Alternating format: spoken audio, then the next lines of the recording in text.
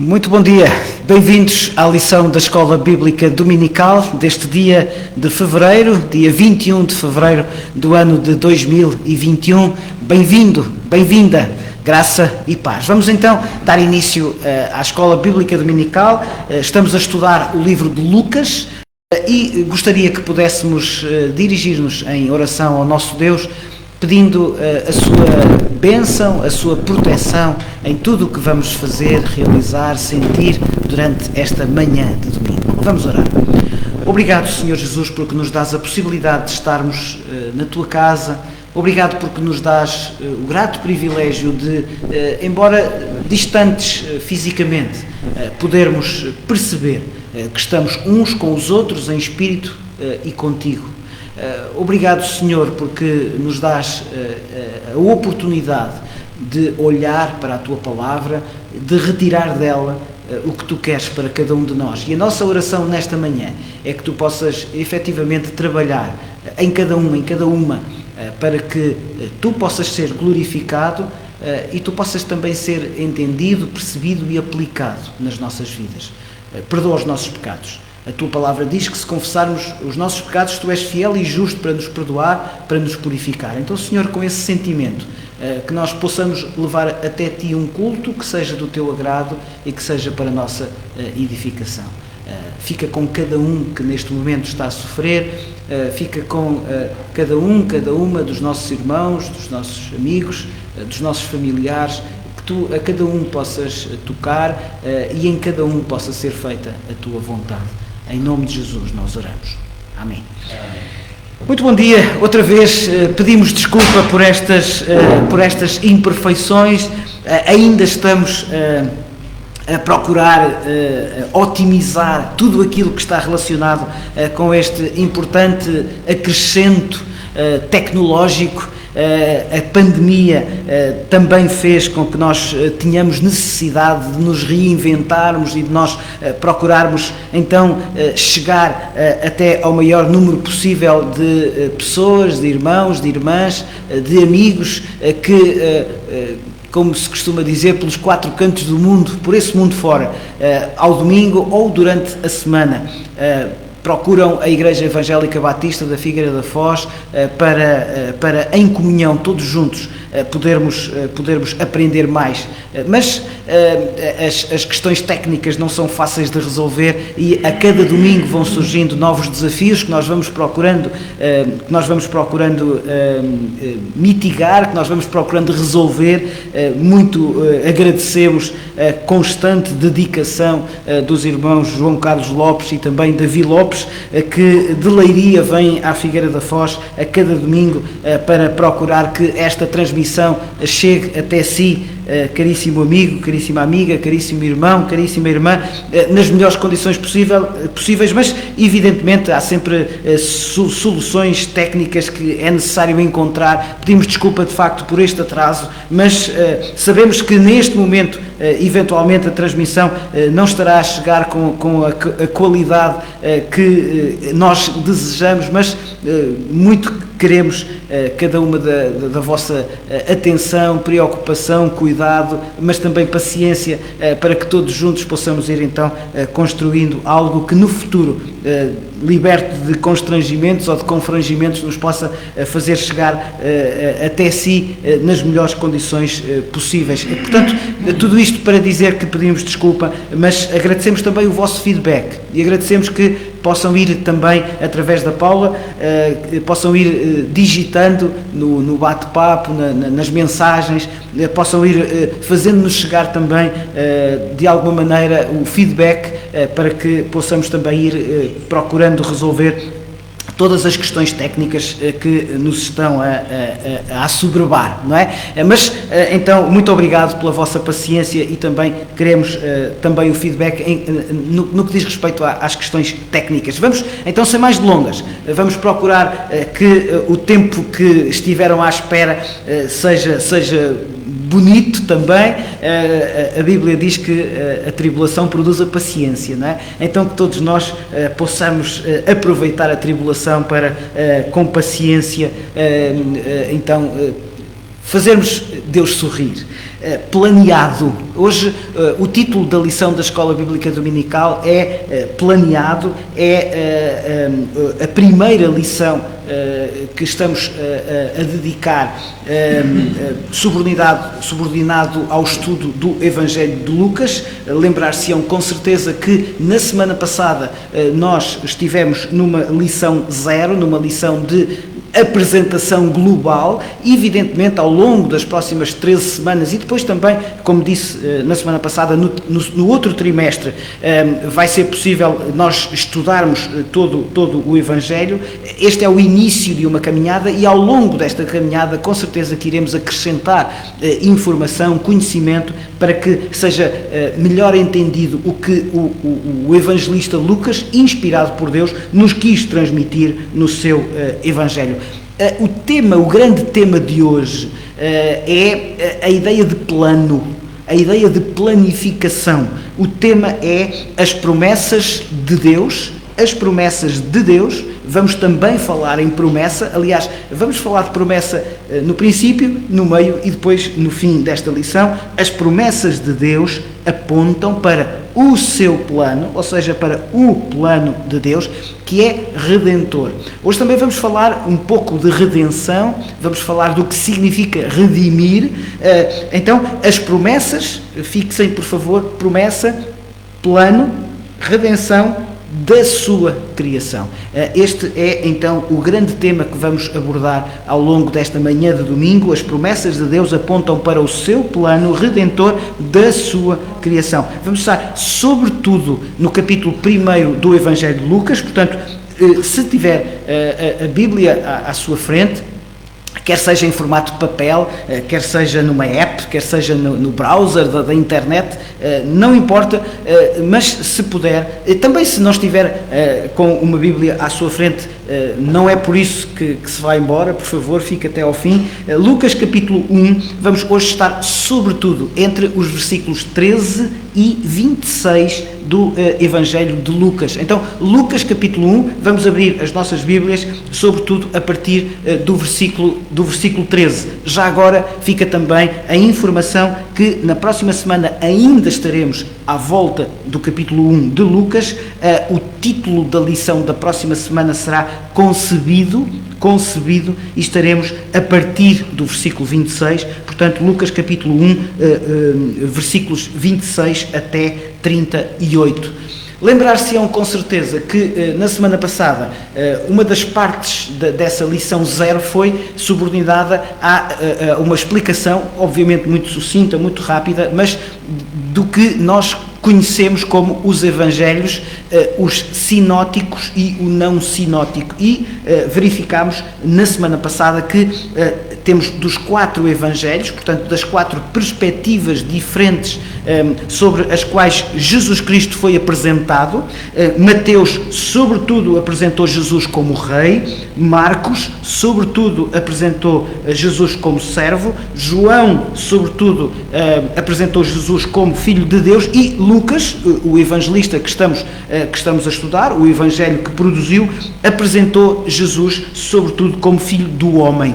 Destas 4 perspectivas complementares, diferentes, mas complementares, sobre as quais Jesus Cristo foi apresentado, os teólogos, os estudiosos, convencionaram, e muito bem, que 3 dos evangelhos são aquilo que podemos chamar sinóticos, porque têm uma estrutura comum, têm uma forma de construção da própria narrativa que se aproxima em diversos aspectos, apresentando então Jesus Cristo de maneiras diferentes, mas complementares. O Evangelho de João segue uma estrutura e um esquema de escrita completamente diferente e, portanto, por isso é que Mateus, Marcos e Lucas são considerados sinóticos, João não sinótico.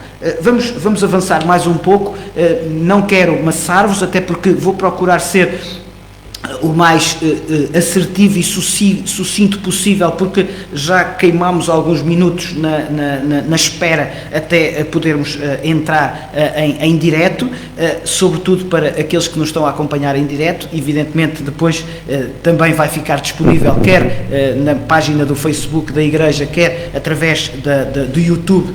Todos os conteúdos produzidos pela Igreja ficam disponíveis, não só a lição da Escola Bíblica Dominical, o culto, a pregação, mas também as histórias da avó Madalena, o boletim. Portanto, todos os conteúdos produzidos pela Igreja ficam à disposição e podem ser consultados durante o resto do dia de domingo e durante as semanas que se seguem. Portanto, fiquem à vontade, não é por terem algum compromisso daqui a pouco que, por favor, não deixem, se assim for o vosso desejo, de aceder então aos conteúdos. Estes são aqueles que neste momento estamos a produzir, mas o nosso objetivo é que dentro em breve possamos produzir muito mais conteúdos e todos eles ficarão à disposição de quem os queira usufruir.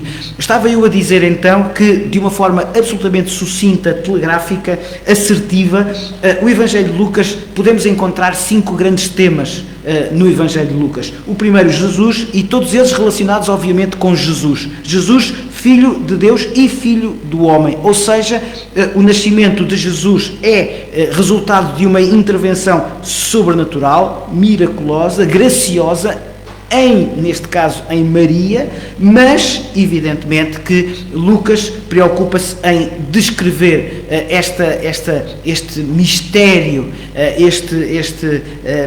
este milagre que foi em Jesus nós termos a completa divindade e ao mesmo tempo a completa humanidade, sendo que a completa humanidade de Jesus foi executada, foi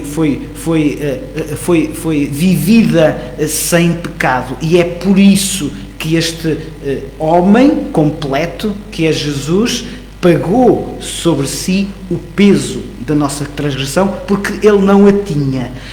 E por isso isto está relacionado com o segundo tema, grande tema que nós podemos encontrar em Lucas, que é o aspecto de Jesus como Messias, comprovadamente Messias, através de tudo aquilo que Jesus fez aqui na Terra.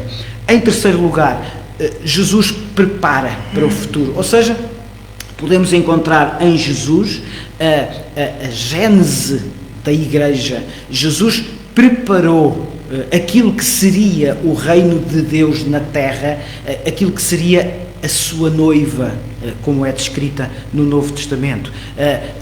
A Igreja é a noiva de Jesus. Jesus prepara, então, o futuro através da Igreja.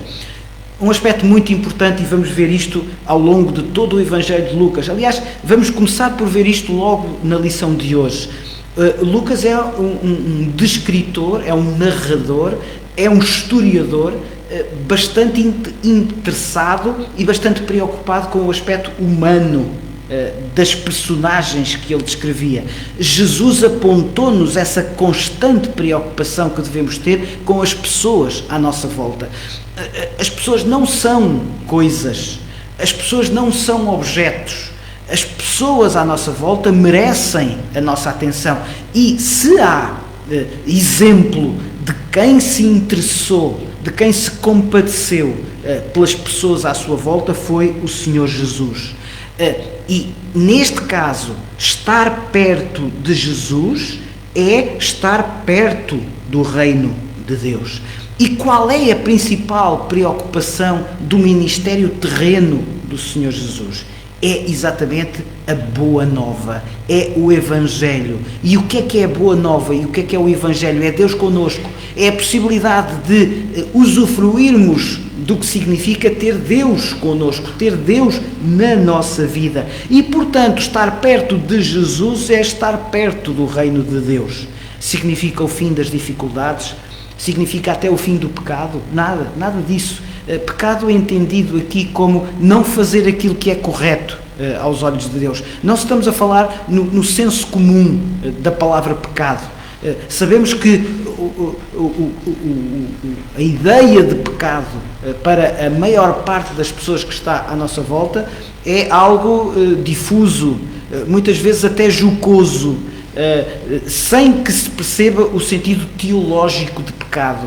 Teologicamente, pecado significa não fazer aquilo que agrada a Deus, significa não acertar com aquilo que deve ser feito. É neste sentido que nós chamamos pecado, não é no sentido mundano de pecado, é exatamente não estar com Deus, ou seja, não fazer aquilo que é a vontade de Deus, ou correto aos olhos de Deus. E, portanto, estar perto de Deus estar perto de Jesus, é estar perto de Deus neste sentido. O Senhor Jesus apontou esta boa nova, este Evangelho, esta grata disposição de Deus através do amor, para que nós possamos, apesar do nosso pecado, apesar da nossa transgressão, apesar de não fazermos aquilo que é correto aos olhos de Deus, apesar disso, Deus olhou para nós, Deus amou-nos e enviou o seu Filho exatamente para pagar o preço dessa transgressão, para pagar o preço desse afastamento que tínhamos natural de Deus. E finalmente, o quinto aspecto é que, apesar do amor de Deus, constante sempre, Deus não está interessado no passado de cada um de nós. Deus quer o presente, e o presente é aceitá-lo. Para quê? Para nos proporcionar um futuro. O futuro que é o futuro com Deus. Então, é esta constante preocupação de Deus para connosco, é este constante convite, este constante desafio a nós sermos capazes de nos humilharmos e de percebermos que por nós não conseguimos essa felicidade, não conseguimos esse futuro com Deus e, portanto, precisamos de aceitar aquilo que Jesus Cristo já fez por nós. Sendo que, evidentemente, há uma outra possibilidade. Nada disto é obrigatório. E, portanto, é um convite, é uma opção. Claro que a consequência da opção de não aceitar este convite é o julgamento a uma vida eterna sem Deus. E é isso que Jesus também pregou, e foi isso que Lucas descreveu no seu Evangelho. E, portanto, estas são, muito telegraficamente, as 5 grandes preocupações do Evangelho de Lucas. Vamos procurar, ao longo das próximas semanas, apontar cada uma destas preocupações nas diversas lições. Normalmente, temos a tendência, se bem que nós vamos seguir uma outra forma de estudarmos o livro de Lucas, que é muito mais centrada nos temas e não necessariamente na organização cronológica dos acontecimentos, mas de qualquer maneira gostaria de apontar então as lições de hoje e da próxima semana neste capítulo 1, subordinado ao tema nascimento de João Batista e de Jesus. Ou seja, vamos ver que a preocupação de Lucas é descrever com pormenores absolutamente essenciais. É comum chamar-se a Lucas, embora a Bíblia o aponte como médico amado, vimos isso na semana passada.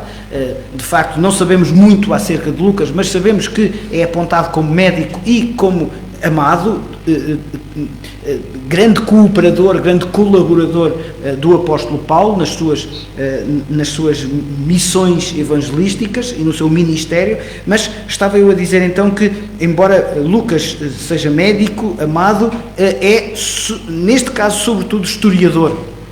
É um homem muito preocupado em analisar, em ir à procura das chamadas fontes, das fontes históricas, aquilo que é importante para ele construir a sua narrativa. Sabemos que o Evangelho de Lucas é uma espécie de primeira parte do que Lucas queria transmitir, inspirado por Deus. A primeira parte é o Evangelho de Lucas, a segunda parte é o livro de Atos dos Apóstolos ou Atos do Espírito Santo, e, portanto, nestes dois manuais divididos então em 2 partes, Lucas muito se preocupa. Ele que não viveu com Jesus, portanto não é um dos discípulos de Jesus, é alguém que aparece no radar da igreja do início, não sabemos exatamente como, mas, portanto, ele que não viveu com Jesus, mas é a sua grande preocupação, quer em Lucas, quer em Atos, em demonstrar que estudou, que falou, provavelmente que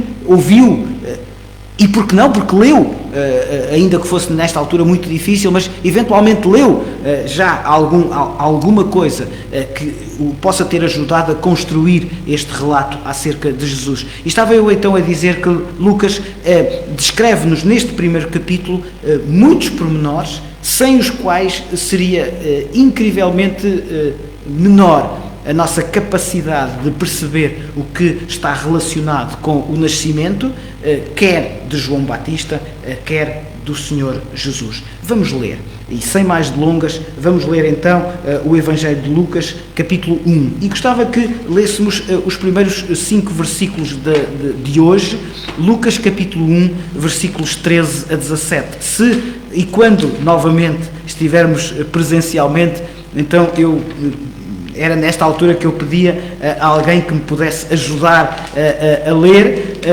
por razões técnicas. Provavelmente na próxima semana já o poderei fazer em relação a alguns dos irmãos que estão a assistir presencialmente a esta lição, porque daqui a pouco já vamos cultuar a Deus louvando e aos poucos vamos formando um grupo de louvor para honra e glória de Deus. Hoje temos uma surpresa, daqui a pouco já vai ser apresentada, para além do nosso irmão Bogdan, que nos últimos meses tem sido muito importante para este ministério do louvor, o irmão Amauri, que já é prata da casa também, mas hoje temos um novo elemento que daqui a pouco já vai ser apresentado, para além da Paula, do João Carlos, do Davi. Então somos nós os 7 que estamos aqui hoje para levar até si o melhor possível a transmissão de tudo o que vamos fazendo, mas então na próxima semana certamente já vai ser possível que algum dos irmãos que aqui está me ajude. Hoje eu vou ler então Lucas capítulo 1, versículos 13 a 17. Vamos ler então. Disse-lhe, porém, o anjo: Zacarias, não temas, porque a tua oração foi ouvida, e Isabel, tua mulher, te dará à luz um filho, a quem darás o nome de João.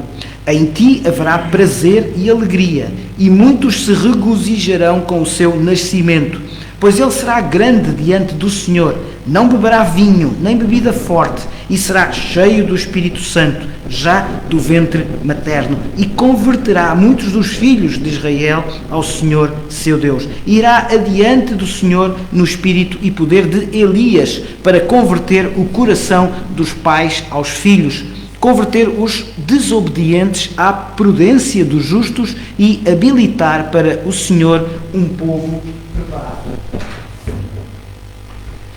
Obrigado. Então, vamos certamente esta passagem que foi lida, desde já nos dá algumas sugestões, algumas pistas, mas gostaria que começássemos a olhar desta forma. Nós temos nesta passagem, para já, um ator principal. Provavelmente dirão, não, temos 2 na passagem que foi lida. Temos o anjo e temos Zacarias.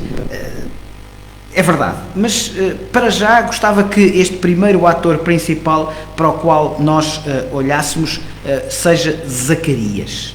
Não sabemos muito na Bíblia acerca de Zacarias, e praticamente tudo o que sabemos é-nos transmitido através de Lucas.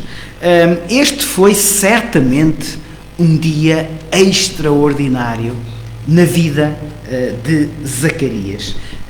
O que sabemos acerca deste homem?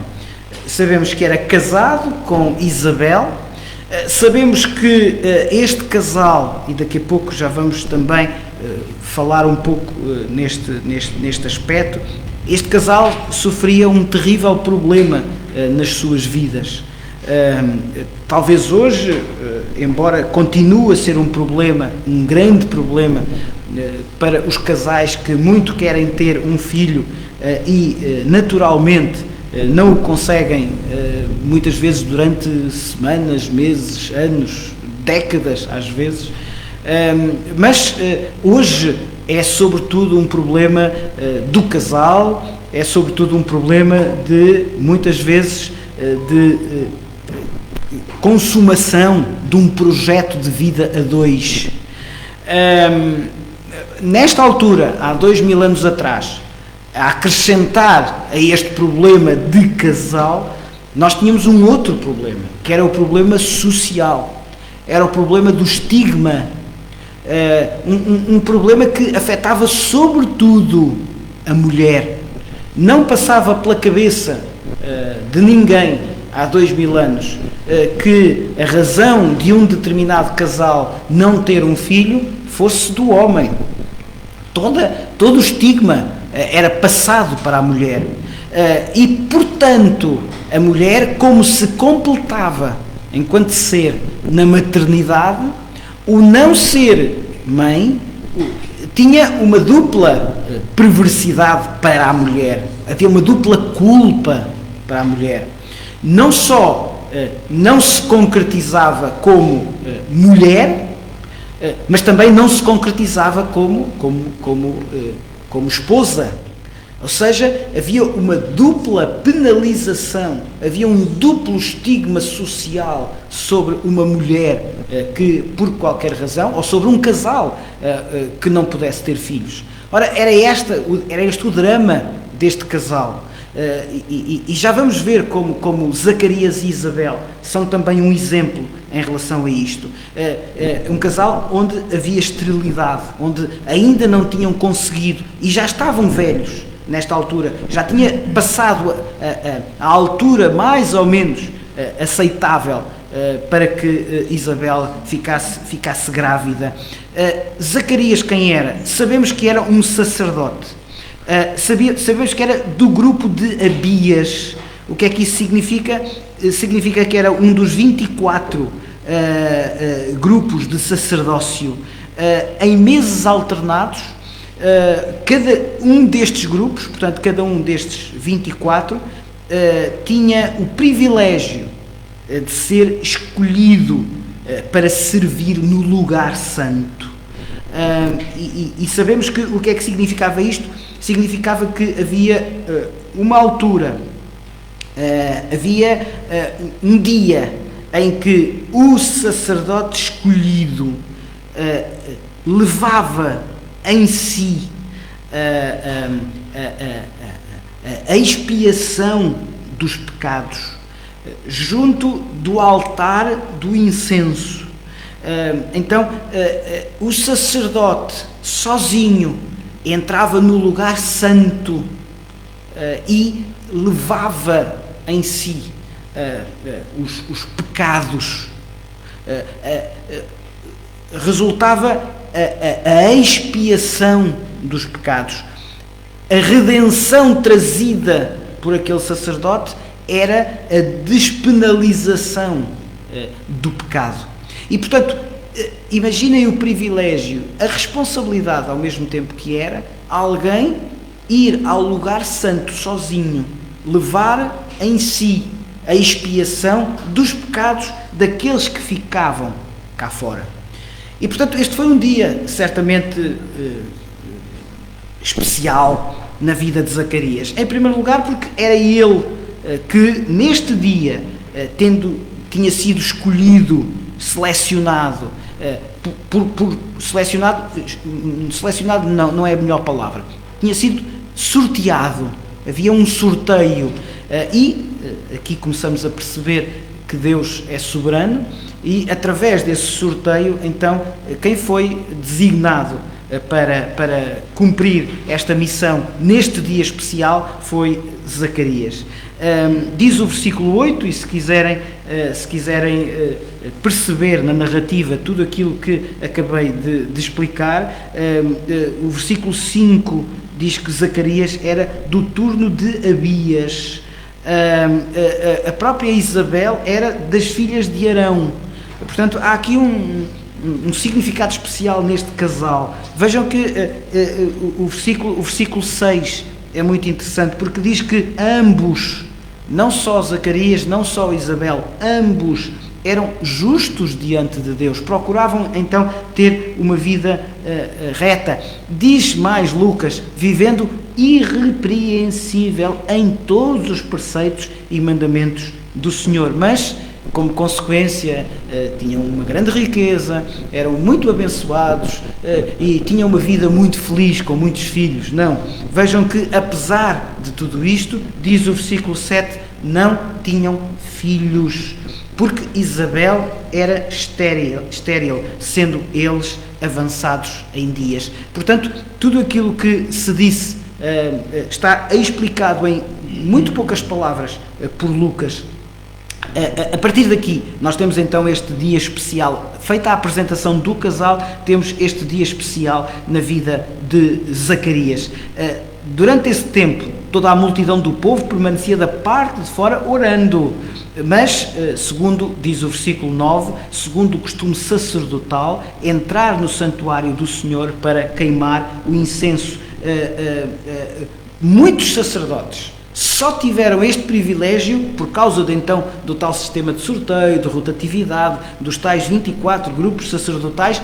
Muitos sacerdotes só tinham este privilégio, que era de facto um privilégio, uma vez na vida.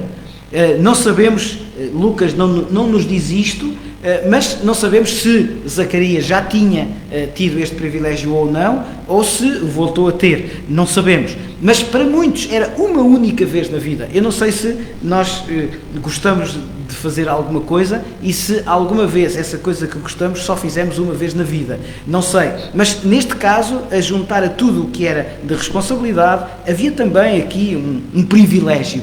Zacarias então, neste dia, foi ele o escolhido para entrar no lugar santo, para queimar o incenso. A partir daqui, nós temos, de facto, algo que revolucionou por completo a vida de Zacarias. De Zacarias, de Isabel e da humanidade. E porquê? Porque diz o versículo 11, que lhe apareceu um anjo do Senhor em pé à direita do altar do incenso. Vamos começar por aqui. Vou procurar, embora muito rapidamente, mas vou procurar explanar esta lição obedecendo ao exercício de olharmos para 3 palavras. A primeira está relacionada com aquilo que Zacarias sentiu. Eu sei que não há possibilidade de nós interagirmos para todos aqueles que nos estão a ver e a ouvir, não há possibilidade de interagirmos ao segundo. Mas, certamente, para aqueles que estão a olhar para o texto bíblico, será relativamente fácil e muito fácil a resposta a esta pergunta. Qual foi a primeira reação de Zacarias quando se apercebeu da presença de um anjo? Reparem, não sabemos, mas provavelmente seria a primeira vez que Zacarias entrava no lugar santo. Era a primeira vez que ele ia queimar incenso. E ainda por cima, provavelmente desta primeira vez, o que lhe acontece é aparecer um anjo de pé.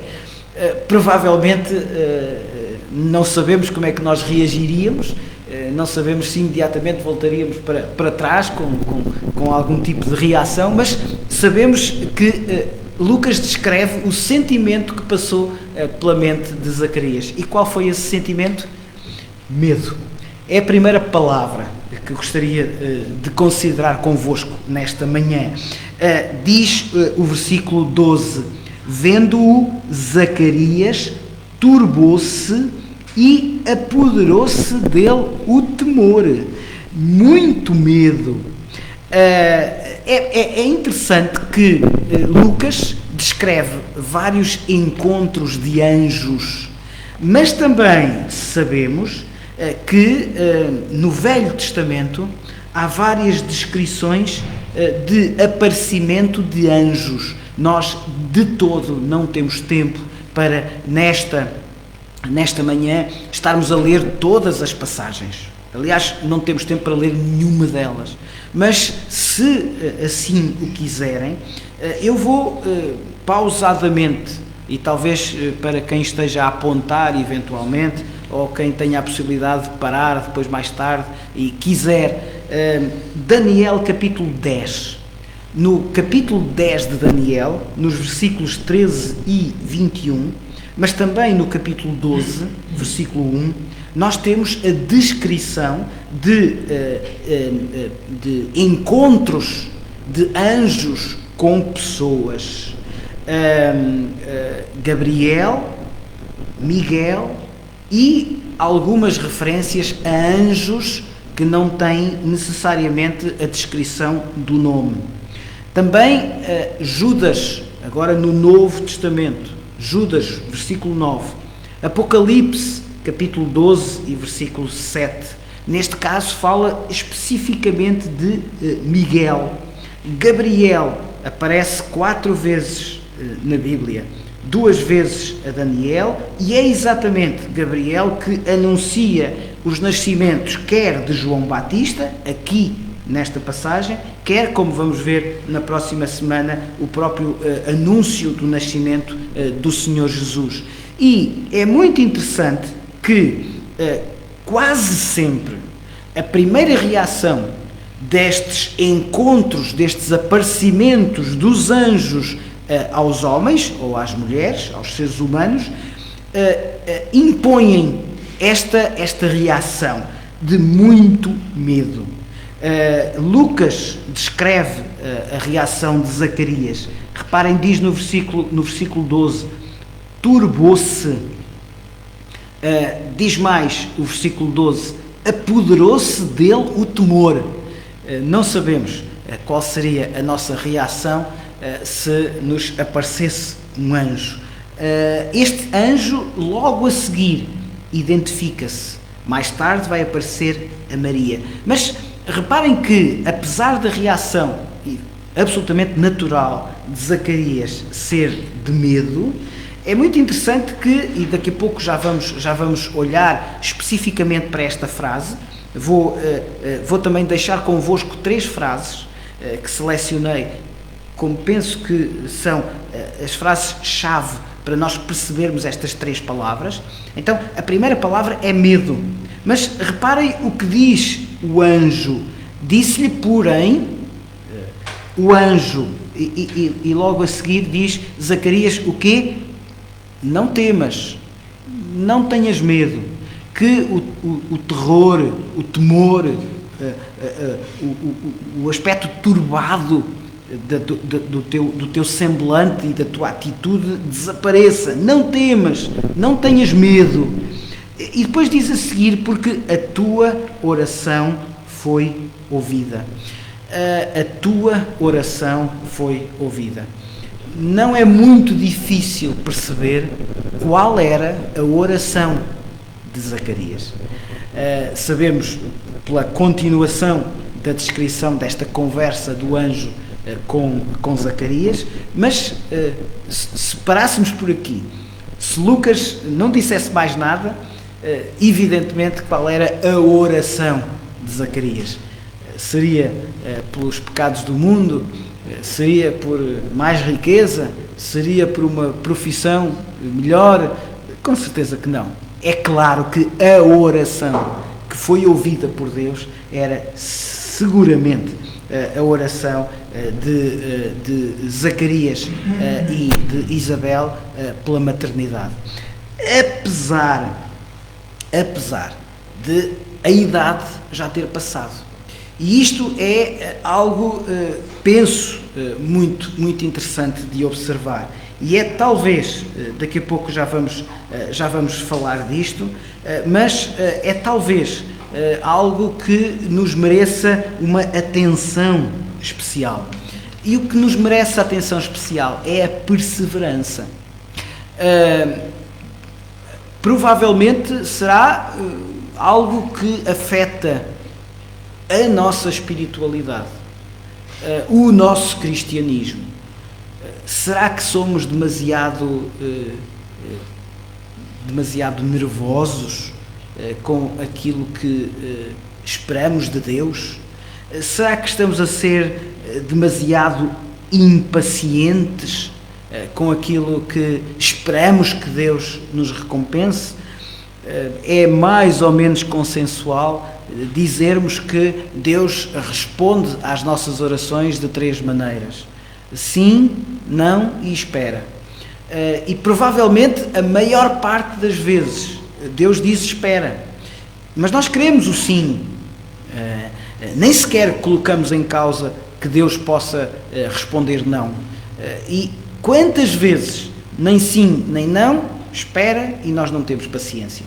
Ora, é interessante que o que o anjo diz a Zacarias é: a tua oração foi ouvida, não temas, a tua oração foi ouvida. O que é que isto significa? Significa que Zacarias e Isabel ainda continuavam a orar, apesar de naturalmente perceberem que o tempo já tinha passado, mas eles continuavam a orar. A tua oração foi ouvida.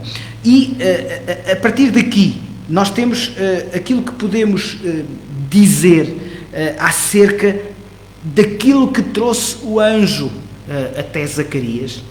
E o que é que o anjo vem anunciar? Isabel, tua mulher, te dará à luz um filho. Pronto. Se ficássemos por aqui, o que é que nós tínhamos? Tínhamos a bênção, que é absolutamente legítima e que acontece. Teríamos a recompensa da fidelidade, da fé, da perseverança deste casal. Agora, reparem que o anjo não diz só isto, não ficamos por aqui. O que é que o anjo diz? Diz que a tua mulher conceberá, dará à luz um filho. Evidentemente, Zacarias percebeu que aqui havia intervenção direta de Deus, havia aqui um milagre, mas este filho vosso tem uma função, tem a função de vos alegrar como casal. Com certeza que este menino seria a alegria daquele casal. Daqui a pouco já vamos ver que o anjo fala em alegria, fala em prazer. Para o casal, claro que sim. Mas este menino, reparem, e daqui a pouco também já vamos falar um pouco nisto, tem desde já um nome. Eu acredito, aconteceu connosco e penso que acontece com todos os casais. A certa altura, quando uma criança se percebe que vai alegrar um casal, os casais começam a pensar no nome, não é? Eu não sei como foi com cada um de vós. Às vezes este nome surge antes do próprio nascimento. E agora, como é possível perceber-se antes se vai ser menino ou menina, com alguma antecedência, se começa a preparar a chegada de um filho. Caso o casal hoje decida não saber se é menino ou menina, ou nesta altura era absolutamente impossível saber, então muitas vezes o nome é, olha, se for menino é isto, se for menina é aquilo. Ou então, às vezes o que acontece é dar um nome de maneira que seja qualquer coisa como José Maria ou Maria José, e então, enfim, aí já dá para quer seja menino ou menina e o nome está escolhido. Mas esta escolha muitas vezes é ou da madrinha, ou da filha mais velha, ou da avó, porque o teu avô se chamava da mesma maneira, mas é uma escolha do casal ainda assim, não é? Ora, é interessante que quem escolheu o nome do menino que iria nascer, e foi logo anunciado que seria um menino, portanto, Zacarias percebeu logo que Isabel iria ter um menino, mas quem anunciou o nome foi o próprio anjo, e diz-lhe, vai ser João. Porquê? Porque Deus gosta deste tipo de coisas? Não, porque o nome significa uma missão. E neste caso, o que é que significa João? Significa o Senhor é gracioso. Vejam esta questão. Logo à partida, Zacarias percebe que aquele menino, por muita fé que eles tivessem, por muita perseverança que eles tivessem, por muito bons que eles fossem e eram, diz o relato, que viviam irrepreensivelmente. Mas reparem, Deus não abençoa por causa de nós. Deus abençoa por causa dele. Nem sempre nós temos esta cosmovisão, não é? Continuamos a pensar com uma mentalidade demasiado humana, mas João significa o Senhor, Ele é que é gracioso, porque por muito que vocês possam ser, por muito que vocês possam parecer, por muito que vocês possam viver, não é por causa de vós, vamos olhar para Deus. Deus é gracioso e por isso é que o menino se chamará João. A esta altura, quem nos está a ver se chama João. Eu estou a lembrar-me de um. Está bem, João Mateus? Eu penso que tu estás a ver. Mas talvez nem sempre tenhamos a consciência do que significa o nome João. João significa o Senhor é gracioso.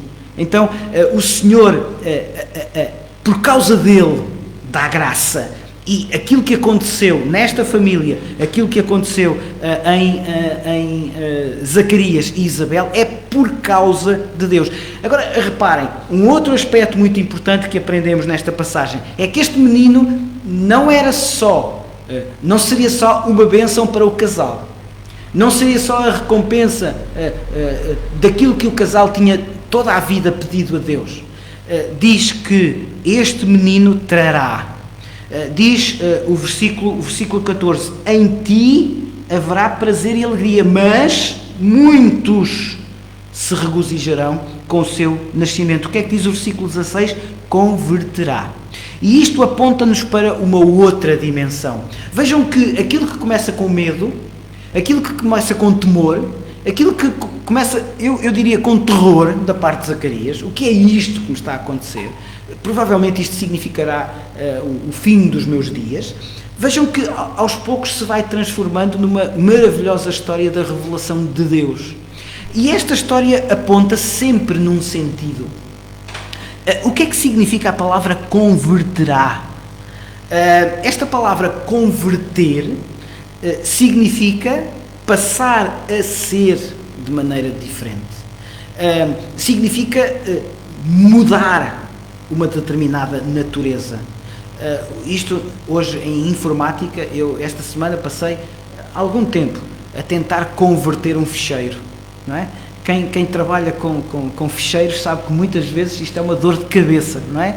Chega até nós um determinado documento num formato e nós temos aplicações, temos programas informáticos que nos permitem converter um determinado ficheiro num outro formato. Hoje, uma boa parte dos nossos problemas, e por isso é que esta transmissão arrancou tão tarde, eu não sei se agora já está a correr tudo bem, já está? Mais ou menos, ok. Foi exatamente problemas de configuração, de conversão de sinal, não é? Então é isto mesmo, de alguma maneira esta palavra significa isso, significa converter, significa passar a ter, haver um link, haver uma ligação que nos permite que determinado formato seja reconhecido noutro formato.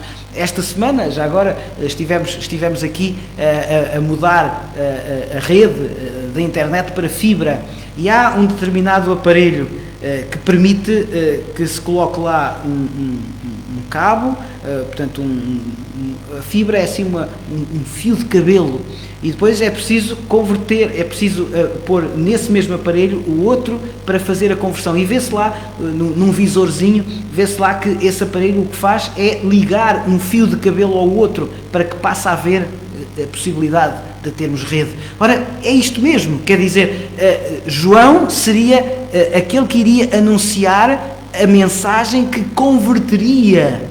E o que é isto de converter? É exatamente de uma natureza pecaminosa haver uma dívida. Nós fazíamos, mais uma vez, esta palavra pecado entendido no sentido teológico. Não posso deixar de neste momento me dirigir à nossa irmã Diana. Foi ela que me disse no outro dia: Theo, por favor, explica às pessoas que não têm um ambiente de igreja o que significa a palavra pecado. Diana, é isso que estou a fazer hoje. Obrigado. Muito obrigado por essa referência. Pecado é exatamente isto, é não fazer aquilo que está de acordo com o que Deus quer. Então, esta noção de não fazer aquilo que agrada a Deus pressupõe, impõe uma dívida, que era uma dívida que cada um de nós tem. É uma dívida que nós não podemos pagar por nós próprios. E, portanto, o que é que nós aceitamos como absolutamente certo na nossa vida? Que o Senhor Jesus pagou essa dívida. E porquê? Porque Ele não tinha pecado. Portanto, a sua morte não resultou da sua própria transgressão, não resultou do seu próprio problema. Jesus pagou na cruz o preço da dívida. É isso que significa redimir, pagar um determinado preço. O Senhor Jesus, como vamos ver na próxima semana, veio para ser o Redentor. E o que é que isso impõe a partir daqui? Impõe uma palavra tão bonita, é a palavra reconciliação. Nós estamos reconciliados com Deus. Reparem, o que é quer dizer a palavra conciliar? Significa exatamente isto, converter. Foi isso que João veio anunciar, aquele que viria converter, a tal conformidade da rede, não é? O tal link, a tal ligação. Sem haver esta ligação, não é possível haver vida futura com Deus. Então, quando foi anunciado a Zacarias que o seu filho, o seu menino, seria uma bênção para eles enquanto família, mas significaria também bênção para muitos outros, converterá muitos dos filhos de Israel ao Senhor, seu Deus, e irá adiante do Senhor no espírito e poder. Vamos ver no espírito e poder de Elias. Vamos avançar um pouco, porque assim, sem percebermos, o nosso tempo voa muito rápido. Eu, francamente, não consegui, não verifiquei a que horas é que comecei e, portanto, não sei exatamente quantos minutos é que já temos de Escola Bíblica Dominical. Não sei se isso é possível perceber e logo 10:25. You started at 10:25. 10:25, ok. Thank you. Obrigado. Então começámos às 10h25, temos mais 10 minutos. Não quero que a nossa Escola Bíblica Dominical demore mais do que uma hora e, portanto, mais 10 minutos. Vou procurar aproveitar então estes 10 minutos o melhor possível. Primeira frase então que nós verificamos: a tua oração foi ouvida. A tua oração foi ouvida e, portanto, o menino, como podemos ver, o menino tem uma natureza. Gostaria que nos concentrássemos nesta questão. Quando João é anunciado ao seu pai, reparem que não há uma intervenção divina de Deus na geração de João, como aconteceu com Jesus. O que foi dito a Maria é: em ti está concebido aquele que é o Filho de Deus. Não foi isso que foi dito a Zacarias. O processo é natural da concepção, embora havendo aqui um milagre, mas o filho material, carnal, é de Zacarias e de Isabel. A tua mulher conceberá e dará à luz um filho. E, portanto, este menino, que natureza é que tem? É muito interessante que diz que ele será grande. Esta expressão grande é a mesma expressão que foi usada depois, como vamos ver na próxima semana, no versículo 32, para o próprio Senhor Jesus. Deus tinha grandes planos para João. E qual era o grande plano? Há pouco disse-vos que iríamos falar muito nesta questão do plano. Tudo isto é plano de Deus. E qual era o plano de Deus para João? Era anunciar a vinda do Messias, era anunciar a vinda do Senhor Jesus. E, portanto, esta natureza é uma natureza de grandiosidade, mas também fala naquilo que podemos chamar o voto do nazirato. O que era o nazireu? Não temos tempo, mas para os irmãos mais curiosos e quem quiser aprofundar esta questão, Números capítulo 6, no Velho Testamento, o livro de Números, fala sobre este voto de nazireu. E o que era? Era uma circunstância de uma determinada pessoa se abster de tomar determinadas comidas, bebidas, de tocar em determinadas coisas. Depois poderão ver Provérbios, capítulo 31, versículo 4, Jeremias capítulo 35 e versículo 6. Este voto era de alguém que queria e que era chamado com uma determinada missão e, portanto, durante algum tempo ou eventualmente para toda a sua vida, tinha de se abster para que estivesse mais preparado, para que fosse mais puro. Ora, o que diz é que, em relação a João, esta abstinência, neste caso do vinho, significa que ele estava cheio do Espírito Santo, como diz o texto, cheio do Espírito Santo desde o ventre materno. Ou seja, esta criança já estava separada por Deus.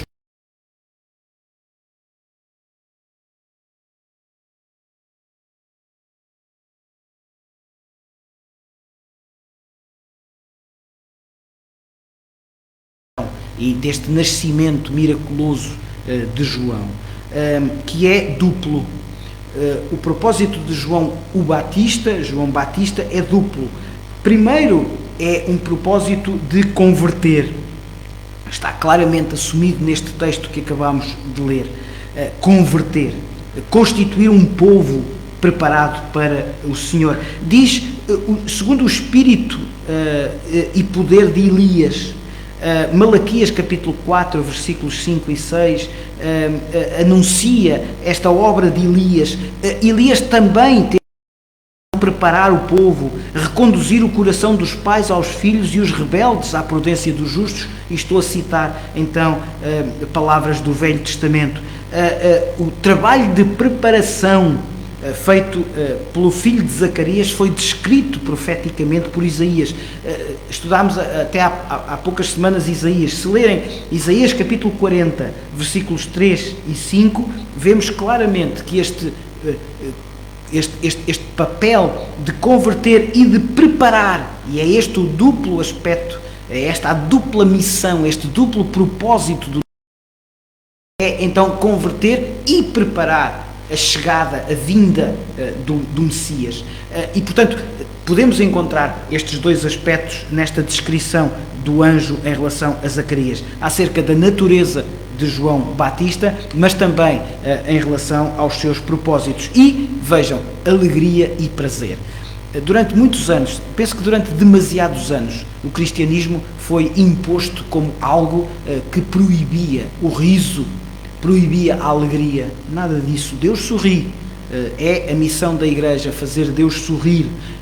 Alegria e prazer estão associados a esta descrição do que este menino viria trazer a este casal. Vamos avançar muito rapidamente, mais 2 ou 3 minutos. O que é que podemos encontrar e qual é a segunda palavra que podemos encontrar na descrição seguinte de Lucas, versículos 18, 19 e 20. Então perguntou Zacarias ao anjo: como saberei isto? Pois eu sou velho e minha mulher avançada em dias.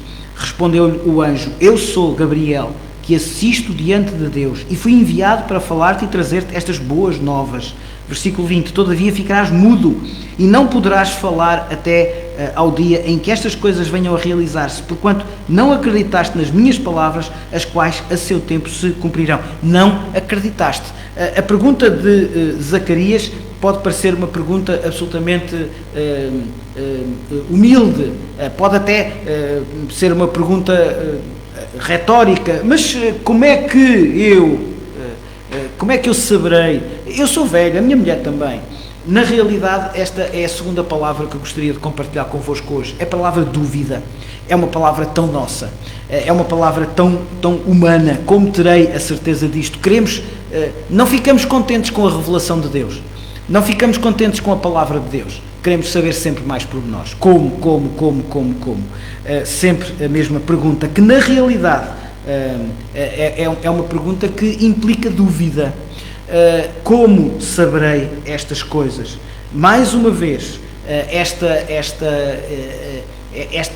pergunta é respondida, e é respondida de uma dupla forma.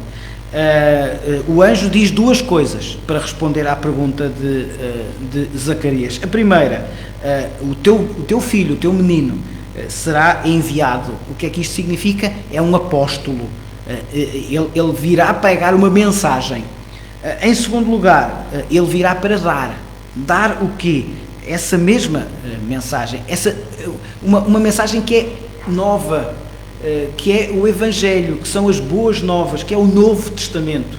Então, o teu filho virá com esta missão de ser enviado para dar uma nova mensagem. Medo, reparem que Zacarias começou com medo, passou para uma situação de dúvida e, finalmente, este anjo, Gabriel, diz-lhe que a tua mudez resulta da tua incredulidade, mas tem como objetivo o teu fortalecimento. Diz que ficarás mudo, diz o versículo 20, mas não é para sempre, não é um castigo, é uma oportunidade para tu não falares. Se calhar alguns de vós estarão a dizer, olha, então aproveita e cala-te. Talvez, já falei demais, já passámos a 1 hora, portanto são mais 1 ou 2 minutos. Neste caso, a mudez é uma preocupação para que este estado seja considerado para qualquer coisa. Cala-te, não fales, pensa só, reflete. Já falaste demais, já fizeste perguntas demais. Eu já te respondi tudo aquilo que é necessário. Então que a tua mudez possa ser aproveitada para teu fortalecimento. Vamos ficar também com esta ideia. Talvez às vezes falemos demais, talvez às vezes precisemos de um estado de mudez exatamente para ficarmos fortalecidos, porque o falarmos demais significou dúvida, significou incredulidade. Mas vamos para o fim desta lição. Eu gostaria de apresentar-vos então a terceira palavra de hoje. Zacarias começa com medo, passa pela dúvida, pela incredulidade, mas felizmente termina com gratidão. Vamos ler o versículo 21 até 25. O povo estava esperando a Zacarias e admirava-se de que tanto se demorasse no santuário. Não sabemos quanto tempo, mas significa que demorou certamente. Não sabemos se houve luta, se estas dúvidas demoraram algum tempo. Reparem, não foi pouco tempo. O povo já estava desesperado. Versículo 22, mas saindo ele, não lhes podia falar. Então entenderam que tiveram uma visão no santuário, mas expressava-se, diz Lucas, capítulo 1, versículo 22, por acenos, e permanecia mudo. Sucedeu que, terminados os dias de seu ministério, voltou para casa.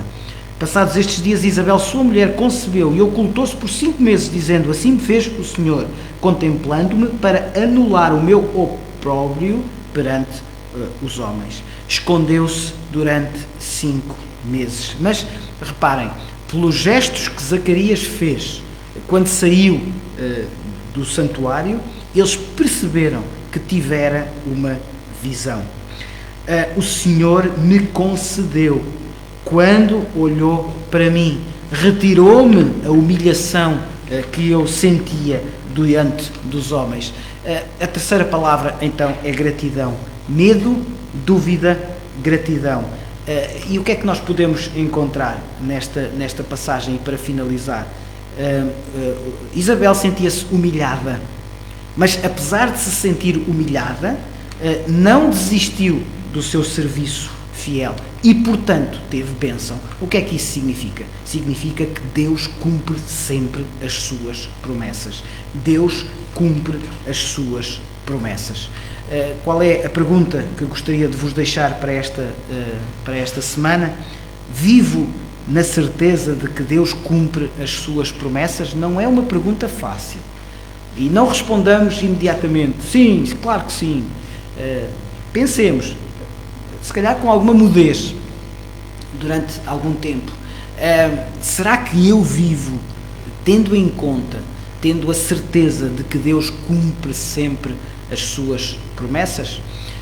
Não se afaste, vamos voltar já a seguir para o culto de louvor e adoração ao nosso Deus. Graça e paz.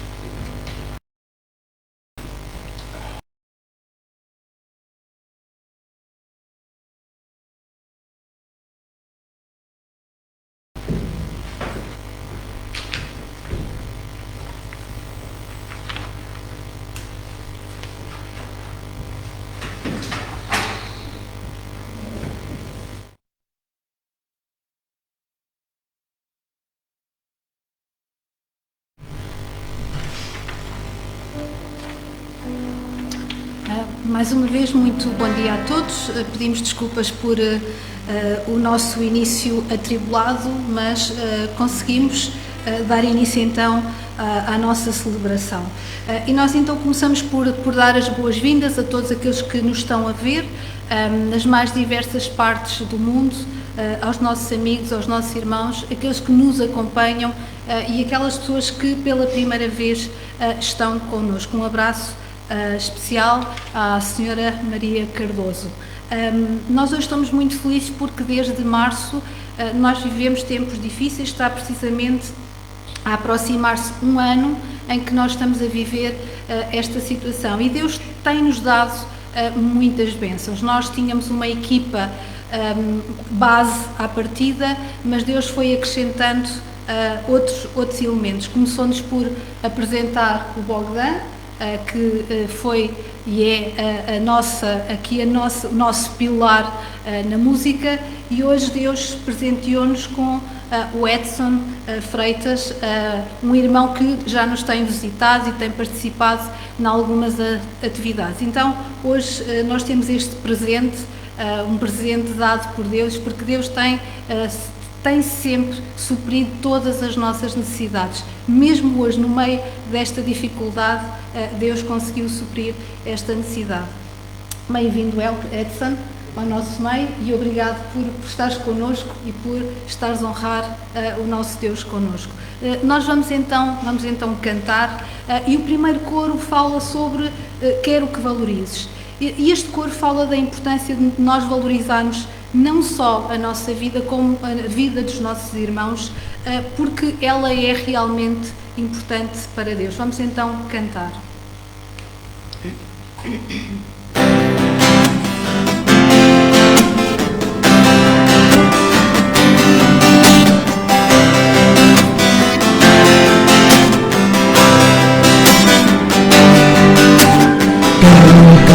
Valorizes o que tu és. Tu és um ser, tu és alguém tão importante para Deus. Chega de ficar sofrendo do teu dor, esse teu complexo interior, dizendo às vezes que não és ninguém. Eu quero falar do valor que Deus te deu. Do valor que Deus te deu.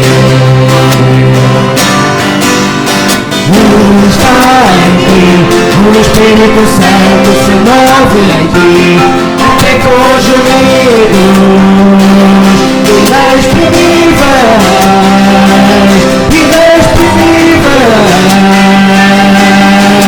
em que podes então perceber que para Ele há algo importante em ti.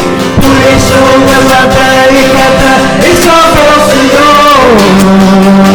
Tu tens muito valor, o Espírito Santo se move em ti. Tu tens muito valor, o Espírito Santo se move em ti. Quero que valorizes o que tu tens. Tu és um ser, tu és alguém tão importante para Deus. Chega de ficar sofrendo angústia, esse teu complexo interior, dizendo às vezes que não és ninguém. Eu quero falar do valor que Deus te deu.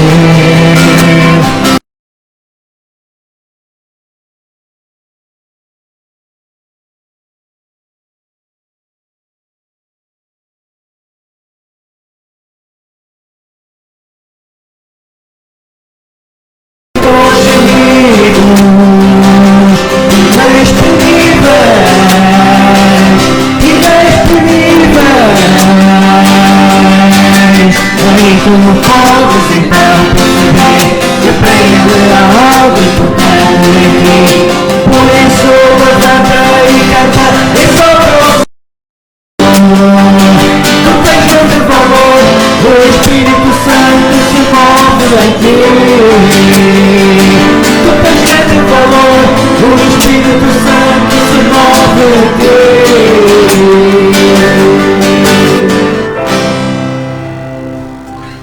É muito importante nós sabermos que o Espírito Santo se move em nós.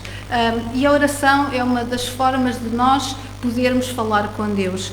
Nós lembramos sempre neste momento pessoas que nós conhecemos, pessoas que estão perto de nós, pessoas que nos pedem as nossas orações. E neste momento nós vamos relembrar o Sr. Pascoal, que está em processo de recuperação, a irmã Diana, que está também num novo processo de adaptação, o Cal, que está no Brasil, que precisa muito das nossas orações, o João Lino, que também está a recuperar e a precisar das nossas orações, a irmã Odete, em Coimbra, e a irmã Herminda, aqui na Figueira da Foz.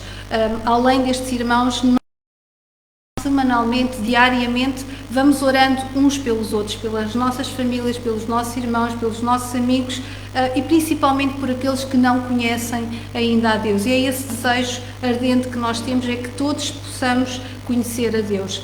Eu neste momento vou pedir ao irmão João Carlos que nos possa dirigir nesta palavra de oração, relembrando todos estes eventos, não em particular, mas de uma forma geral, e pedindo uma bênção muito especial para todo o trabalho que ainda estamos a realizar. Vamos orar. Obrigado, Senhor, porque estamos aqui mais uma vez a ouvir de Ti, a aprender de Ti. Obrigado, Senhor, porque sentimos em Ti um amor que nos protege e que olha por nós. Senhor, perdoa-nos porque nem sempre nós compreendemos aquilo que tens programado e planeado para nós. Perdoa-nos porque nem sempre compreendemos um não Teu, que é sempre um sim para uma vida melhor. E, Senhor, eu peço-te por enfermos, muito especialmente pelos irmãos da nossa igreja, que nas suas casas, nos seus lares, estão a passar por dificuldades e que, de alguma forma, eles precisam muito mais de Ti para que os possas acalentar, para que os possas dar amor e coragem para prosseguir. Senhor, te pedimos também por estes cultos, para que as dificuldades que surjam, tu nos inspires para que as possamos ultrapassar e possamos resolver, para que possamos também continuar na missão de levar a Tua Palavra até todos aqueles que estão em casa, apesar de tudo aquilo que neste momento está a soar no mundo. Te pedimos, Senhor, pela continuação deste culto, pelo dia de hoje, pelo resto do dia de hoje, pela semana que aí vem, e nós te oramos em nome de Jesus. Amém. Eu peço que em casa possam abrir as vossas Bíblias em 1 de Coríntios, Bíblias e aplicações, em 1 de Coríntios, capítulo 12, dos versos 12 a 17. E vamos então ouvir esta leitura através da voz do irmão Amaury.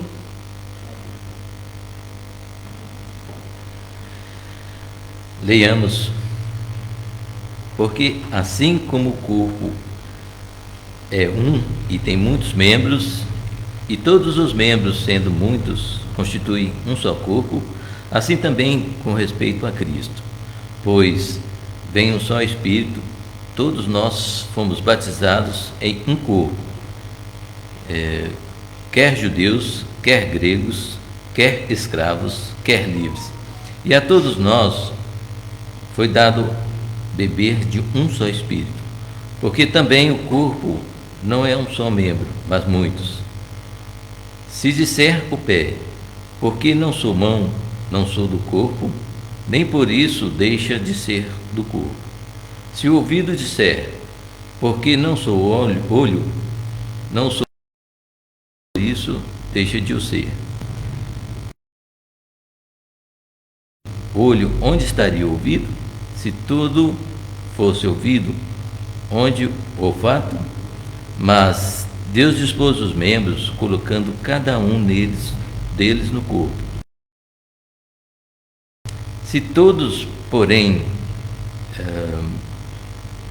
fossem um só membro, onde estaria o corpo? O certo, membros, mas um só corpo. Não podem os olhos dizer à mão: não precisamos de ti, nem ainda a cabeça aos pés: não preciso de vós. Pelo contrário, os membros do corpo que parecem ser mais são necessários, e os que nos parecem menos dignos no corpo, a estes damos muito maior honra. Também os que em nós não são decorosos, revestimentos de especial honra. Mas os nossos membros nobres não têm necessidade disso. Contudo, Deus coordenou o corpo, concedendo muito mais honra àquilo que menos tinha, para que não haja divisão no corpo. Pelo contrário, operem os membros com igual cuidado em favor um dos outros, de maneira que, se um membro sofre, todos sofrem com ele, e se um deles é honrado, com ele todos se regozijam. Ora, vós sois corpo de Cristo e individualmente membros desse corpo. Esta passagem, ou esta descrição da Igreja de Cristo como um corpo, é um dos ensinos mais significativos e distintivos de Paulo. A importância do corpo de Cristo e a importância da nossa vida, da minha vida, no ministério da Igreja é fundamental para que o corpo seja orgânico. Eu tenho alguns anúncios para vos deixar. Como sabem, nós continuamos na nossa missão, no nosso lema, que é fazer Deus sorrir. E fazer Deus sorrir com a nossa própria vida. Nós continuamos a estudar. Ontem chegámos ao capítulo 4 do livro de Mateus. Já estamos no capítulo 4, no início do capítulo 4. Ontem éramos novamente cerca de 20 pessoas a estudar e é muito importante perceber como estamos a crescer juntos. Ontem um dos membros do grupo de estudos agradeceu ao grupo pelo facto de nós estarmos a crescer e por sentir que cada vez mais o seu interesse sobre a Bíblia. E isto é importante na nossa família, no corpo de Cristo. A Escola Bíblica Dominical continua também a ser trabalhada. Já chegaram as revistas da Escola Dominical. Quem quiser receber as revistas, por favor, fale connosco. Também as histórias bíblicas continuam a ser gravadas pela avó Madalena e o boletim continua também a ser impresso e também a ser colocado online. Já sabem, quem quiser receber o nosso boletim em suporte de papel, poderá enviar-nos então uma mensagem e nós faremos chegar. No YouTube também as nossas pregações, os nossos estudos são colocados. A nossa página de Facebook continua a ser um elo de ligação virtual, mas muito presente, e tem sido realmente uma bênção utilizar esta nova tecnologia para chegar à Palavra de Deus. Tudo isto não é possível sem as nossas contribuições. Sabemos que estas contribuições são principalmente dever dos membros da Igreja, o sustento da Igreja, mas todos os amigos que nos estão a ver e que queiram participar e ajudar poderão fazê-lo através deste IBAN que está a ser projetado nos vossos ecrãs. Vamos cantar. Nós vivemos neste mundo de tribulação e mesmo no início hoje do nosso culto e da nossa escola dominical, vivemos uma pequena tribulação. Estávamos a ver que não conseguíamos iniciar a nossa escola dominical, mas de repente os meus olhos viraram-se para o coro que nós vamos cantar a seguir, que é Estou Tão Seguro. E este coro fala da minha segurança, da nossa segurança em Deus, porque sabemos que Ele nos sustém e até aqui realmente o Senhor nos tem sustido. E é isso que nós vamos cantar. Eu peço que quem souber este coro possa pensar na letra, possa ouvir a letra e possa realmente perceber que nós estamos seguros porque Jesus está connosco e o seu amor nada vai mudar em nosso coração. Vamos então cantar.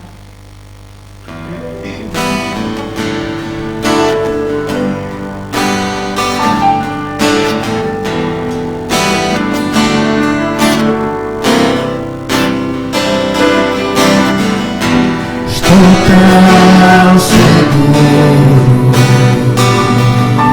comigo está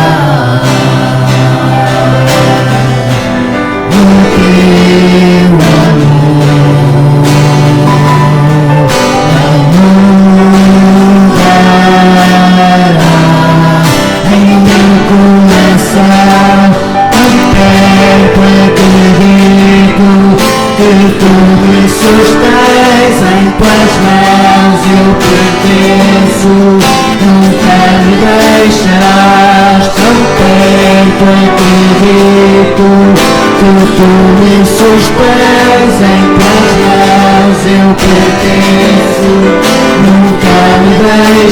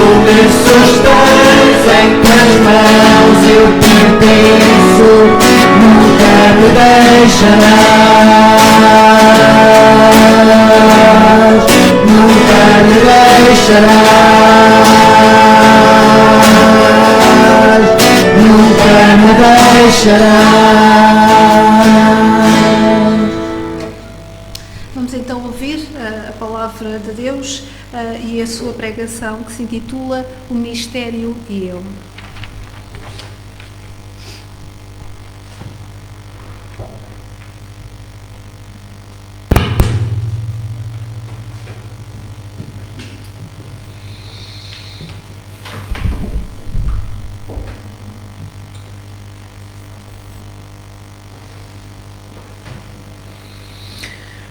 E ele deu uns como apóstolos, e outros como profetas, e outros como evangelistas, e outros como pastores e mestres, tendo em vista o aperfeiçoamento dos santos para a obra do ministério, para a realização do corpo de Cristo.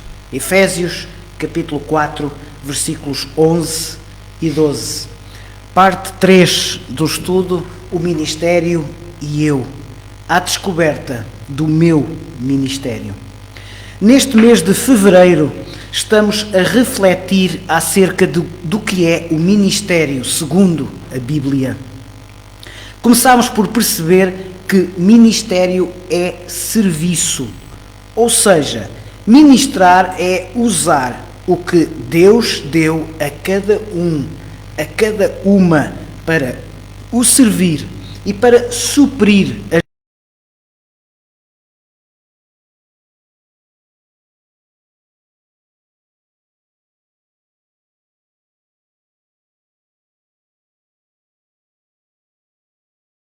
para o ministério. Fomos salvos para o ministério. Fomos chamados e dotados para o ministério. Autorizados para o ministério. Fomos missionados e equipados para o ministério. Vimos que o nosso ministério é necessário ao corpo de Cristo. Vimos finalmente que somos responsáveis pelo nosso ministério, mas que seremos galardoados pelo nosso ministério. Os princípios que alicerçam este estudo são 2. Primeiro, como Deus me fez, determina o que Ele deseja que eu faça, pelo que só compreendo o propósito para o qual fui criado, quando entender o tipo de pessoa que sou. Este é o segredo de conhecer a vontade de Deus para a minha vida. O segundo alicerce deste estudo: Deus é consistente nos seus planos para cada um de nós. Ele não nos deu talentos, temperamento, dons espirituais e toda a sorte de experiências para não os usarmos. Só os percebemos quando descobrimos o ministério que Deus tem para cada um de nós. O caminho especial do serviço do ministério como Deus quer. Queremos que individualmente cada uma possa descobrir as respectivas características pessoais para o ministério e se comprometa em dedicar e usar os dons e os talentos que Deus deu para o servir através da Igreja. A Igreja Evangélica Batista da Figueira da Foz existe para trazer pessoas a Cristo e à filiação com a sua família, para as desenvolver na maturidade cristã, equipá-las para o seu ministério na Igreja e para a sua missão pessoal no mundo, para trazer glória ao nome de Deus. Os ministérios da Igreja são adoração, ministério, evangelismo, comunhão e ensino, assim que cada uma se integre e sirva no ministério da Igreja que melhor corresponda à forma como Deus o fez, como Deus a fez. Que assim seja. Uma das perguntas mais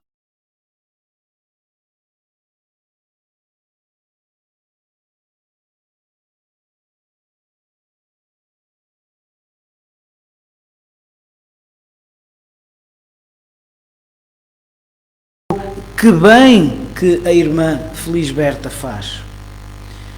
Permitam-me que refira a propósito.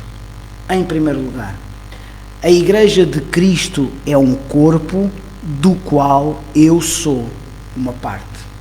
Há pouco o irmão Amaury teve a oportunidade de ler 1 aos Coríntios, capítulo 12, e neste capítulo do apóstolo Paulo, inspirado por Deus, nós temos uma descrição acerca dos dons espirituais, mas temos também a referência à unidade orgânica da Igreja. E é com base neste capítulo de 1 aos Coríntios 12 que procuraremos sustentar esta afirmação. A Igreja de Cristo é um corpo do qual eu sou uma parte. Permitam-me que contextualize. A Igreja Evangélica Batista da Figueira da Foz é um corpo de Cristo do qual eu sou uma parte. Podemos verificar, de acordo com o apóstolo Paulo, inspirado por Deus, que as implicações da ilustração do corpo são: em primeiro lugar, cada membro é um ministro no corpo de Cristo. Cada uma de nós é um ministro no corpo de Cristo. Em segundo lugar, cada membro tem diferentes funções. O apóstolo Paulo fala em olho, fala em mão, fala em diversidade. Cada uma de nós não tem necessariamente de fazer aquilo que o outro faz. Cada um de nós tem diferentes funções. O que seria da mão se não fosse o coração? O que seria do estômago se não fosse o fígado? Cada um tem diferentes funções. Cada membro é um ministro no corpo de Cristo, cada membro é um ministro na Igreja Evangélica Batista da Figueira da Foz, cada membro tem diferentes funções. Em terceiro lugar, cada uma de nós tem uma função importante. Não é mais importante cantar do que dar. Não é mais importante ministrar do que adorar. Cada um de nós tem uma função, cada um de nós tem uma função diferente, cada um de nós tem uma função diferente e específica, cada um de nós tem uma função que é importante. Sendo que sem esta função, que é diferente, mas que é importante, as outras não podem funcionar. E finalmente, cada membro pertence ao outro. Cada um de nós faz parte de um corpo, cada um de nós faz parte de uma comunidade. Cada uma tem, portanto, um ministério, uma função. Cada uma tem um ministério, uma função que é específica. Esse ministério, essa função específica é igualmente importante. Esse ministério, essa função específica que é importante, só faz sentido enquanto engrenagem, enquanto corpo, enquanto comunidade. Assim, ainda faz sentido atirar para outros o que eu tenho de fazer na igreja? Eu repito, cada uma tem um ministério, uma função. Cada uma tem um ministério e uma função que é específica. Esse ministério, essa função específica é importante. Esse ministério, essa função específica que é importante só faz sentido enquanto corpo. Ainda faz sentido atirar para outros o que eu tenho de fazer na minha igreja? Em segundo lugar, o que é que eu posso fazer a propósito?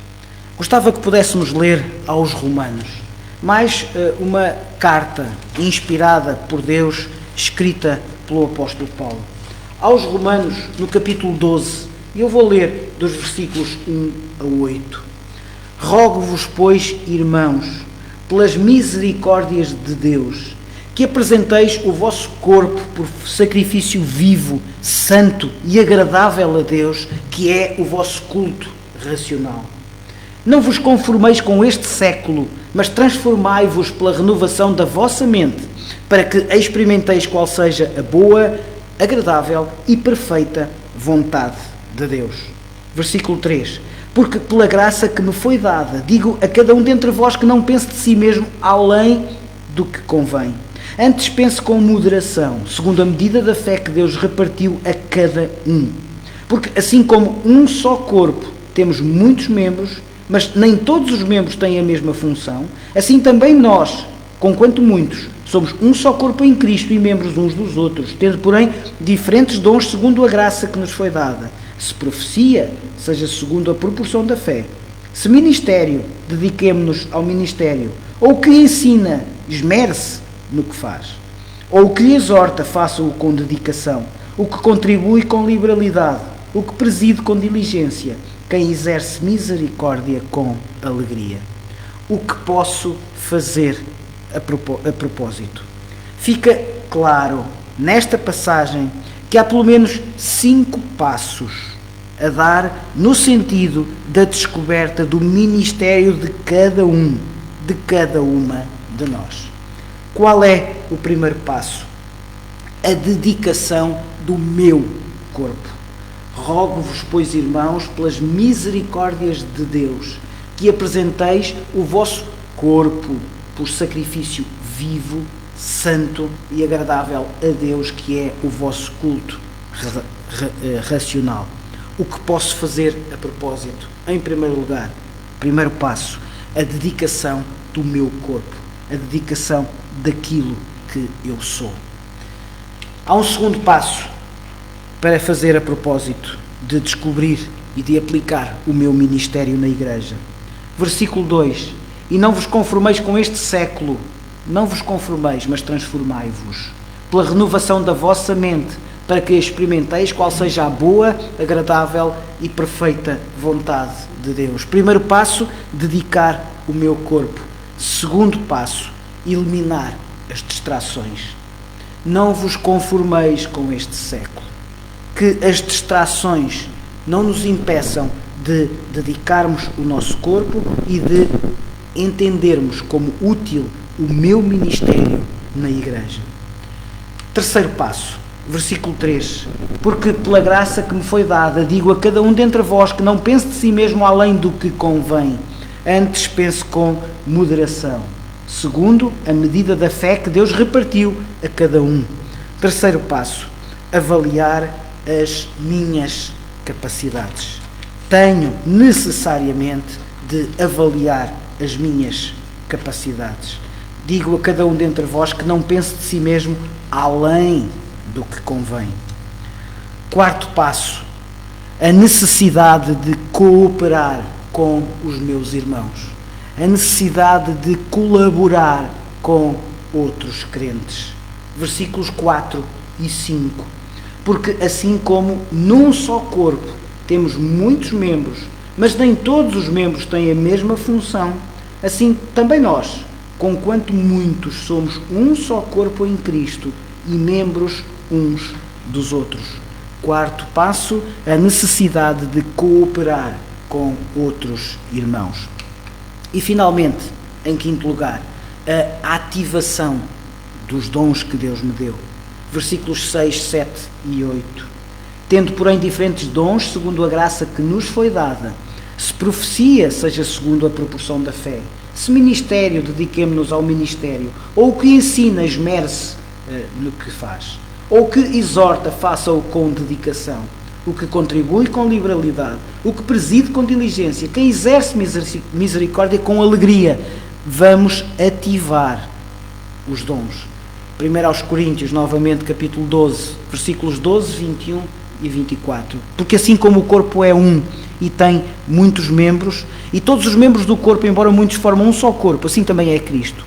E o olho não pode dizer à mão, não tenho necessidade de ti, nem ainda a cabeça aos pés, não tenho necessidade de vós. Antes, os membros do corpo que parecem ser mais fracos são necessários, e os membros do corpo que reputamos serem menos honrados, a esses revestimos com muito mais honra.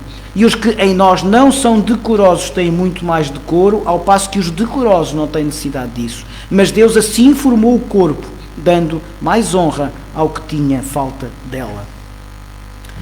Temos entre nós, graças a Deus, irmãos de várias nacionalidades.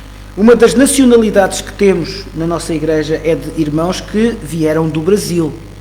Há no Brasil uma palavra de origem índia, tupi, que significa, eu vou dizer, e depois temos aqui dois irmãos connosco que são brasileiros, eu penso que eles devem saber qual é esta palavra. Significa mobilizar coletivamente pessoas para alcançar um fim, tendo como base a ajuda mútua prestada gratuitamente. Todos são beneficiários e concomitantemente prestam auxílio num sistema de rodízio e sem hierarquia. Qual é esta palavra que só existe no Brasil? Eu digo, mutirão. É, não é? É isto. Eu repito, é uma palavra que só existe no Brasil. Assim como só existe a palavra saudade em português, esta palavra só existe em português do Brasil. Mutirão. Eu repito, é uma palavra de origem índia, tupi, que significa mobilizar coletivamente pessoas para lograr um fim, tendo como base a ajuda mútua prestada gratuitamente. Todos são beneficiários e concomitantemente prestam auxílio num sistema de rodízio e sem hierarquia. Mutirão. Acredito sinceramente que a Igreja Evangélica Batista da Figueira da Foz pode ser cada vez mais um organismo vivo e impactante, no qual cada uma dos seus membros se envolvem no trabalho.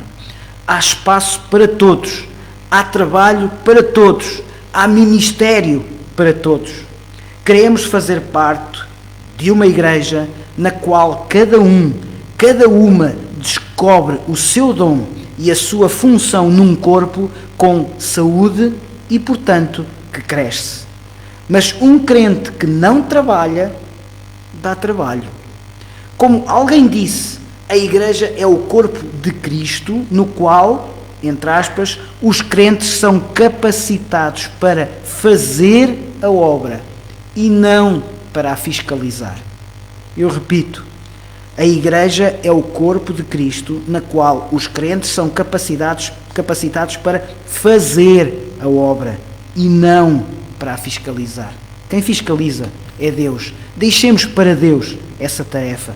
A igreja é o corpo de Cristo, na qual os crentes são capacitados para fazer a obra.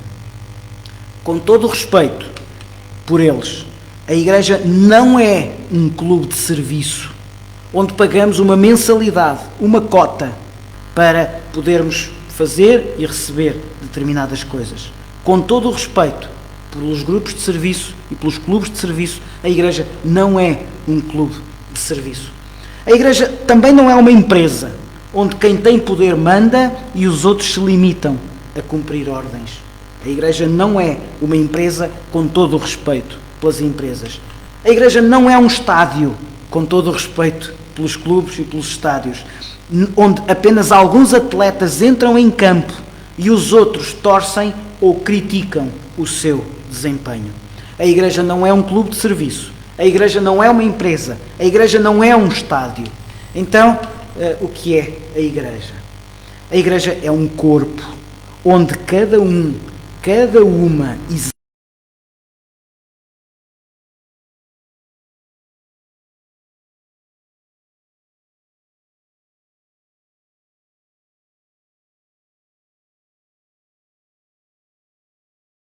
de Deus.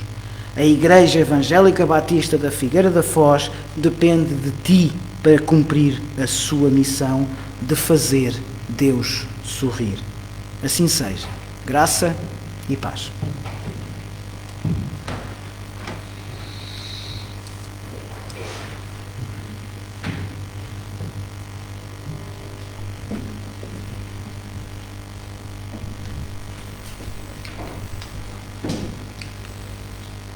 Acabamos de ouvir o quão é importante para mim descobrir o meu ministério, para cada um de vós que está em casa descobrir qual é o vosso ministério. E para isso nós precisamos de ouvir a palavra de Deus. E este coro é muito interessante e é muito bonito e por isso nós temos cantado e vamos continuar a cantar. O coro começa por dizer: eu preciso ouvir o teu querer. E que este seja o nosso desejo. E para que isso aconteça é necessário, é urgente que nós tenhamos um relacionamento íntimo e pessoal com Deus. Nós vamos cantar. Quem puder fechar os olhos pode ouvir a mensagem deste coro. É muito importante que nós consigamos ouvir a vontade de Deus para as nossas vidas. Vamos então cantar.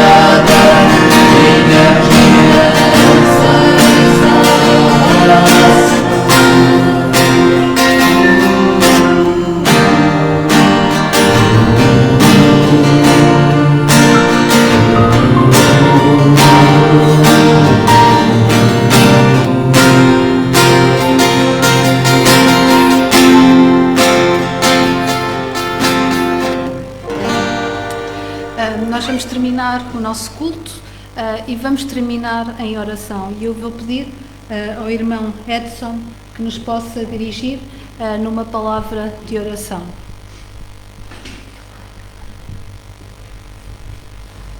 Nós agradecemos ao Senhor por esse culto e pedimos a Ti, meu Deus, que a vida de cada um que nesse momento recebeu essa palavra, que participou dos louvores, que participou do culto, das mensagens, do estudo, que essas pessoas elas tenham dentro de si essa força para vencer, para superar todas as dificuldades.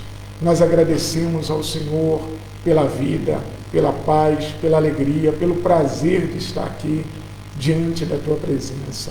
Em nome de Jesus.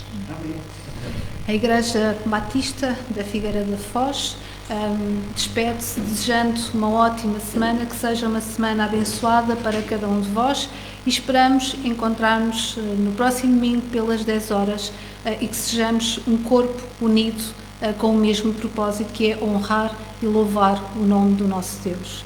Até ao próximo domingo. Graça e paz. Iniciada em 1976 na Figueira da Foz, a comunidade batista organizou-se em igreja 2 anos mais tarde. Acreditamos que a palavra de Deus nos desafia a viver com o desígnio de vencer o mundo, porque somos seus filhos, em Cristo, na graça e pela fé. Dele temos este mandamento, que quem ama a Deus, ame também a seu irmão. Ou seja, cremos que nascemos de novo em amor, guardando mandamentos que não são pesados, porque temos no nosso cansaço e opressão alívio de quem é manso e humilde de coração. E encontramos descanso para as nossas almas, porque o seu jugo é suave e o seu fardo é leve. Temos como desafio sermos uma igreja de amor e, portanto, de amorosos, de trabalho e, portanto, de trabalhadores, e de ousadia e, portanto, de ousados. Com esta base estratégica e programática, podemos observar o que Deus faz, alicerce para cumprirmos a nossa missão: fazer Deus sorrir. Deus sorri quando o amamos acima de qualquer coisa, quando confiamos nele completamente, mesmo quando isso não faz sentido, quando lhe obedecemos incondicionalmente, quando o louvamos e damos graças continuamente, e também quando usamos as nossas habilidades. A Igreja Evangélica Batista da Figueira da Foz tem como objetivos prestar culto a Deus, segundo os ensinos das Sagradas Escrituras, instruir os seus membros na religião cristã evangélica e difundir o Evangelho de Cristo, estando organizada em departamentos: evangelismo, educação, administração e assistência, para melhor desempenhar as suas funções. Igreja Evangélica Batista da Figueira da Foz. Bem-vinda, bem-vindo!